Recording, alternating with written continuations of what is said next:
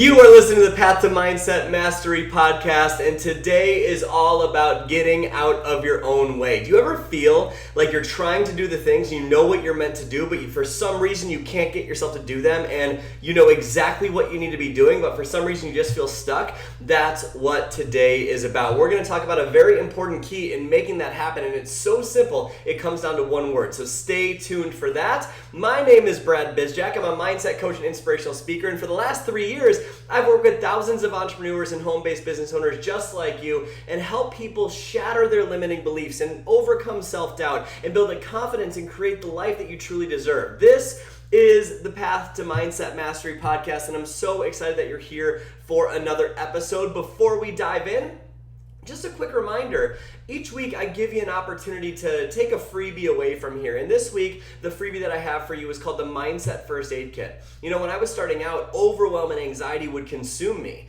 And it'd be something where I'd be sitting on the couch wishing life was different, but I couldn't get over those limiting emotions, and they were crippling. I had to create a guide for how to get out of those situations so much faster, and I'd love to save you that time. So there's a free PDF download linked up right below this, and what it's going to allow you to do is plug the limiting emotion that you're feeling into this PDF. It's going to tell you exactly what it means, exactly how to shift it in seconds so it doesn't last all week. That is totally free for you down below. And of course, before we get rocking and rolling, if you are finding value in this podcast, make sure and give us a rating and review. I love seeing when this is impacting your lives and your life in some way, shape, or form. So give us a rating and review on iTunes or Spotify or wherever you're listening. And if you're listening on your phone, which I think you are, go ahead and screenshot this, put it in your Instagram story, share it with some other people. Let's get this changing more people's lives. And let's dive into the content for today. So this is about how to get out of your own way. And just a quick story, when I was starting out, I remember wanting success so bad, wanting to be debt-free, wanting all this money, wanting all this freedom. But on the inside, I just wanted to feel like I was enough, like I could actually achieve something big, like I felt like I wanted to feel worthy. And so I set out on a plan to do it, and I tried to create an online business, but everything I tried seemed to be working for other people, but it wasn't working for me. It seemed like they had it easier, they had the missing ingredient that I was missing. And I remember getting burnt out from that, so much so that I'd be sitting on the couch at 11 p.m. knowing I needed to go to bed because I wanted to do my morning routine the next day. But instead I'm binge eating nachos at 11 p.m., watching Friends or Breaking Bad reruns and feeling sorry for myself. Have you ever had that feeling of knowing exactly what you need to do, but you're not able to get yourself to do it? Like, it's almost like you have your laptop staring at you, begging you to change your life, but you just don't care even though you care so much, and you slip into those moments of depression or anxiety, and then to take it a step further, you get pissed off at yourself that you're depressed or anxious, right? And you just want to get out of your own way. You know you're meant for greatness, you know you're meant for more, but for some reason, you can't get yourself to do it. That's where I was. And I wanted life to change so bad. And I was reading a book by Jack Canfield called The Success Principles. I highly recommend all of you pick it up, called The Success Principles by Jack Canfield. And one of the chapters blew my mind, and it was about the topic of responsibility. And he said something so simple in the chapter. I'm going to butcher the actual quote, but it was something along the lines of, you are responsible for your past, you are responsible for your present, and you are responsible for your future.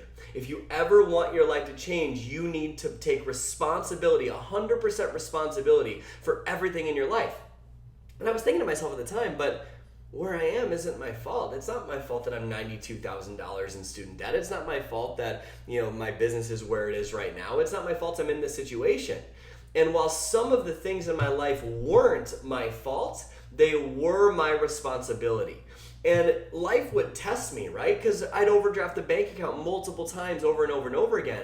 But I needed to find a way to get through it. And the answer was in responsibility. And once I started taking responsibility for everything in my life, including the things that I didn't like, life started changing very, very, very fast. It changed everything for us. Our business exploded, went to multiple countries, was more peaceful in my personal life, just had more freedom and had more happiness than I've ever had in my entire life. And it came down to one word, and that word is responsibility. And that's what we're going to talk about today.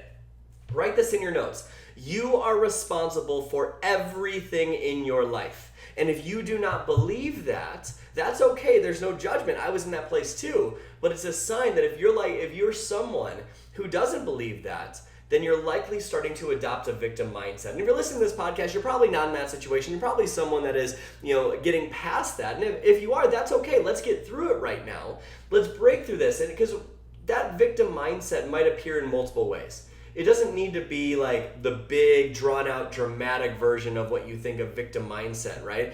It could be literally saying, I'm an introvert, and that's why I can't be successful. It could be saying something along the lines of, my situation is harder, or other people have it easier, or something along the lines of, people don't understand my situation, or it's not my fault that I'm in this situation. All those things are just some examples.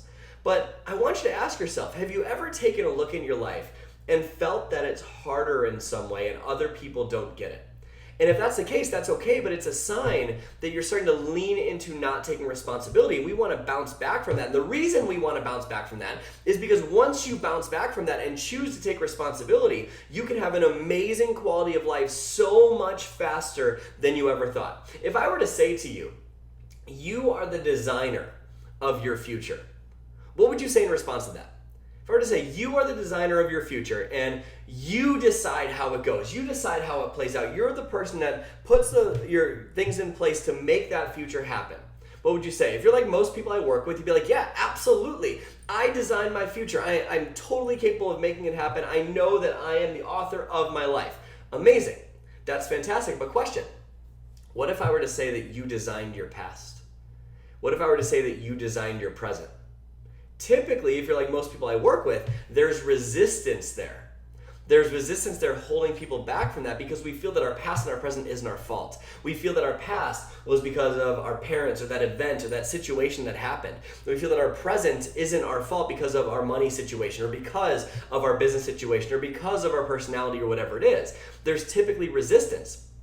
And so does it make sense to say I'm willing to take responsibility for the dreams that I create in my life, but I'm not willing to take responsibility for where I am right now? And when we don't adopt that mindset of responsibility, 100% responsibility, we adopt a victim mindset. A victim mindset. That's where the world is happening to you instead of for you. When it rains, it tends to pour. We tend to catastrophize, make things worse than they actually are. When we adopt a victim mindset, we hold ourselves back because we have this belief that where we are isn't our fault. So it lowers our potential of what's possible. And when we have a lower potential, that means we're going to take less action. And therefore, when we take less action, we're going to get less results. And when we get less results, what happens to that belief that it's harder for you or that other people don't understand your situation? It gets stronger. It gets much stronger and it reinforces the victim mindset. And here's the thing about victim mindsets. Victim mindsets are incredibly attractive. They're incredibly attractive and they're something that we get drawn towards. Why? Because victim mindsets give us a way out of facing our deepest fears. Victim mindsets give us a way out of taking responsibility for our lives.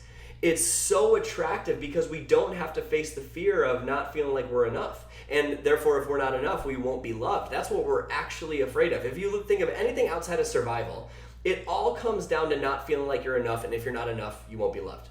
That's what everyone is afraid of the most. No matter what, that's typically what people are afraid of, right?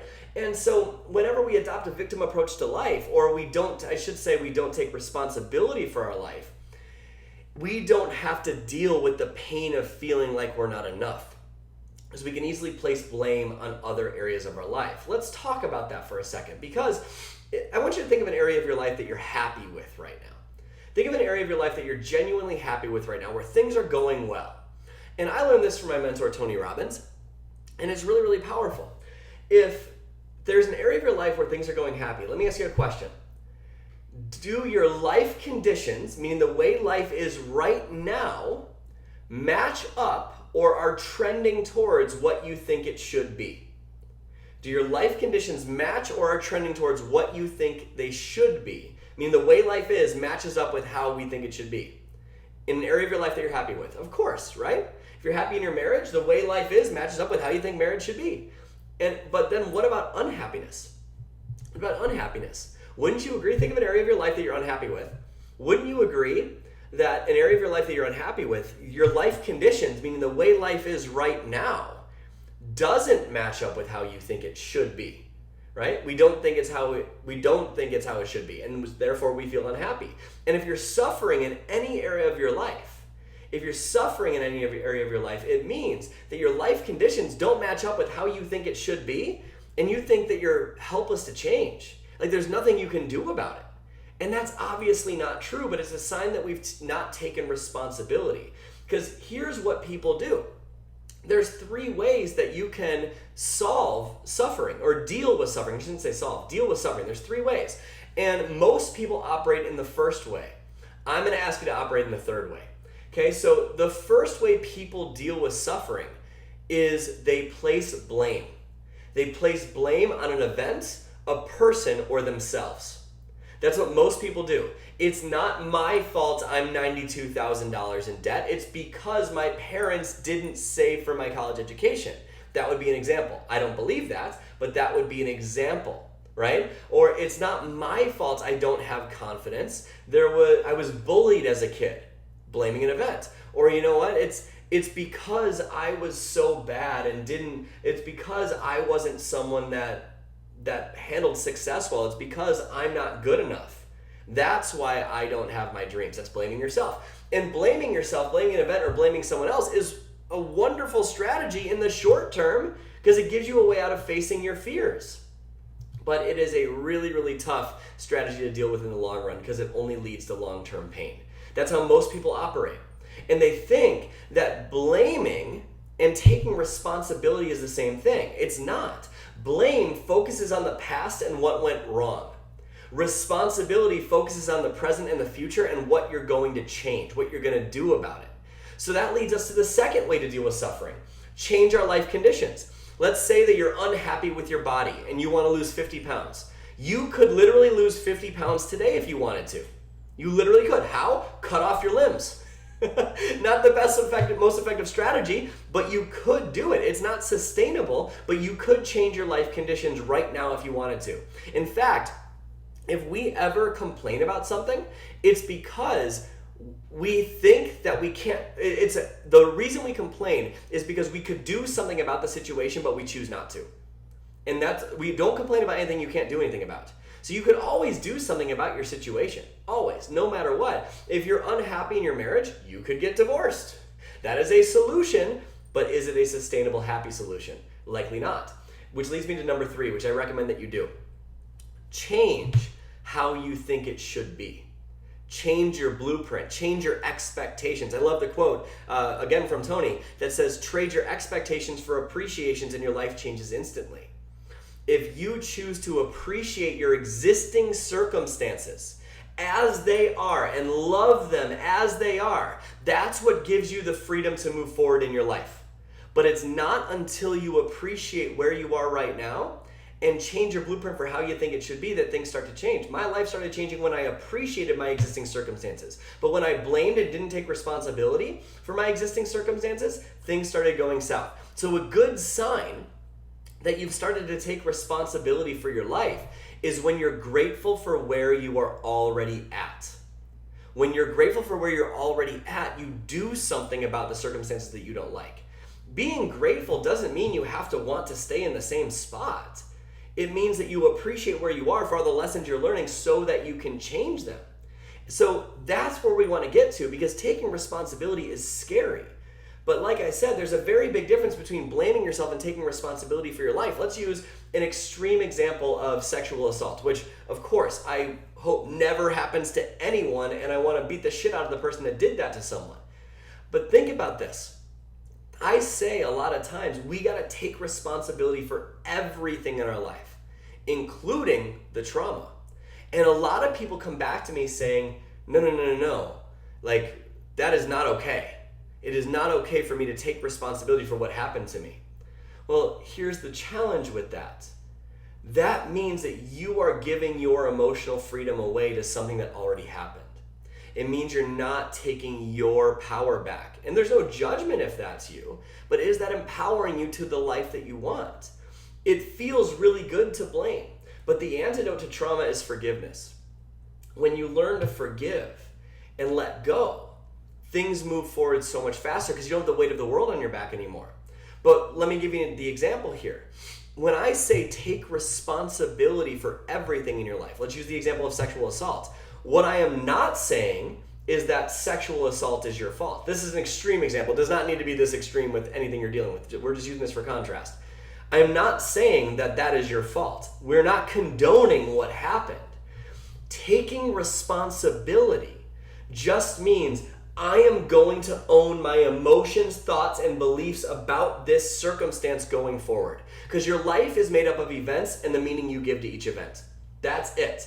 The meaning you give to whatever trauma or pain you face is yours. Nothing means anything until you give a meaning to it. So if you give a meaning to that event that you're worth nothing or that you can't move forward in your life, how do you think your life is going to go? Pretty poorly. But when you take responsibility for your thoughts, your feelings, your emotions, your beliefs about this go forward, life changes very, very, very, very, very quickly. Because you don't let the weight of that event hold you back anymore. Now, this is easier said than done. And I'm not saying that that you shouldn't feel pain for that. Of course it's painful. Of course it hurts. I'm not judging that you feel pain or hurt from events like that. I'm with you. I care about you. I'm here with you in that journey. I'm saying that is feeling shame and sadness and less than, or whatever the feelings you're feeling, an effective strategy for creating your dreams? Is that helping you get to where you want to go? And if the answer is no, it's time we take responsibility for everything in our life, including the areas that we don't think are our fault. There's a very big difference between fault and responsibility. Even if something is not your fault, it is still your responsibility to deal with, to handle the thoughts, feelings, beliefs, and emotions that surround that thing. So here's what I want you to do. Take a look at the areas of your life, your health, your finances, your business, the fun you're having, your contribution, your time, your emotions, all these areas of your life that you care about. And I want you to ask yourself, on a scale of 1 to 10, 1 being I take no responsibility for this, it is not my fault that I'm here, and it's a blaming mentality. And 10 is I take 100% responsibility for my life in this category.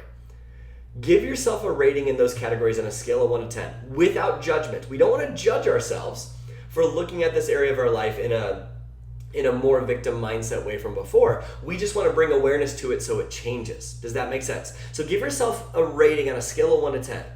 And a good way, as we close this up about taking responsibility, a good way to look at it is if you're consistently saying that you don't have results in your life because of something, it's time to take a look at that area.